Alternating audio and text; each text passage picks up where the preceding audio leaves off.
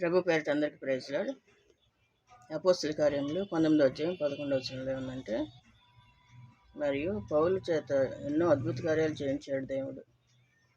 దేవునిలో శక్తి ఉంది. ఆ శక్తి దేవుని బిడ్డలకు కూడా దేవుడు ఇస్తున్నాడు కాబట్టి వారు కూడా అద్భుతాలు చేస్తున్నారు, ఆశ్చర్యకార్యాలు.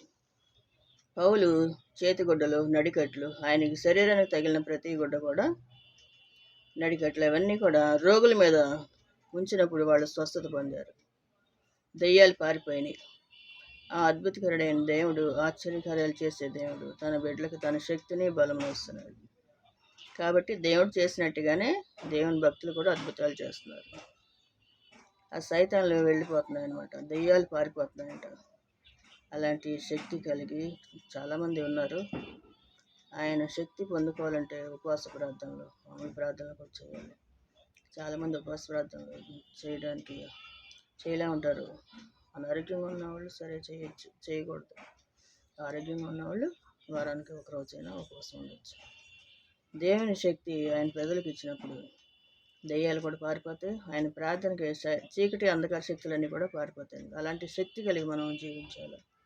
దేవుని కృప అందరికీ తోడుగా ఉండును గాక. ఆమేన్.